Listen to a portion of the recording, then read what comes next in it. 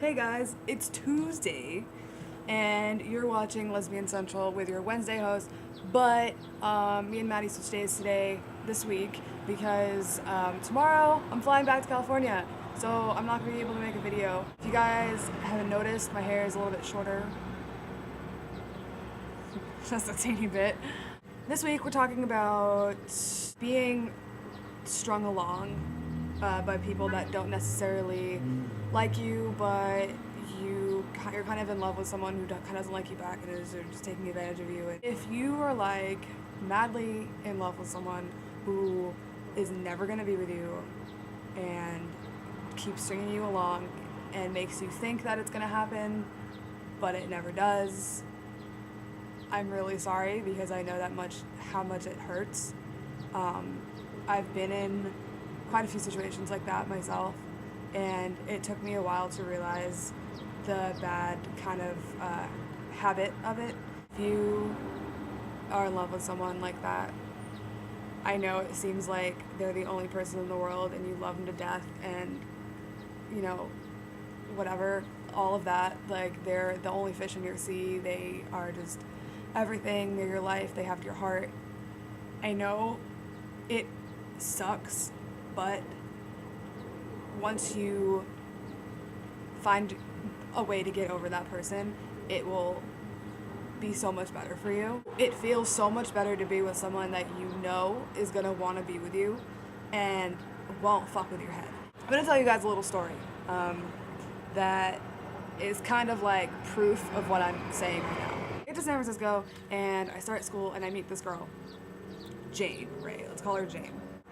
I was like so like falling for this girl, like head over heels. Like I thought she was the most beautiful thing I've ever seen, and on top of that, like we had class together and we would always talk, and like right from the day like we met, we were like finishing each other's sentences. Like to me at the time it seemed like, oh my god, match made in heaven, right?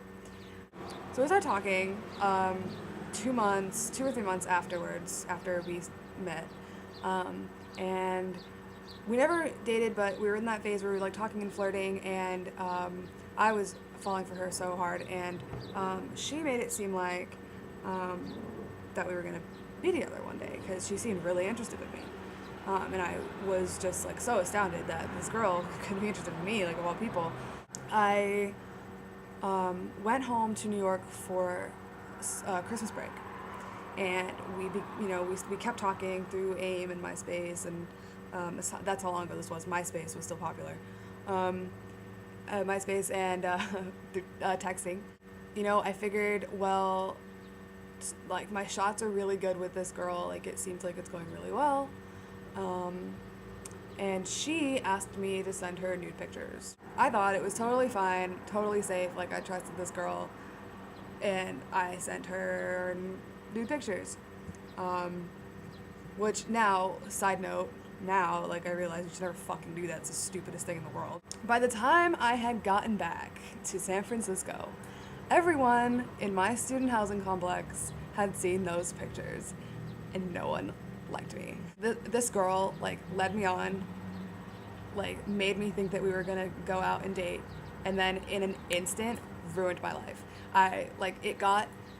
The harassment and, like, the teasing I had received was so bad I had to switch housing buildings. I literally had like no friends.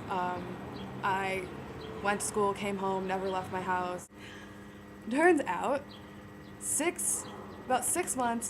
months after that happened, that whole incident happened, and I had to be switched out of student housing. She gets kicked out of student housing for having a puppy, and it turns out someone had gotten word of her doing meth. And so in combination of her getting kicked out of student housing and her friends finding out that she did meth, she probably was ostracized worse than I was.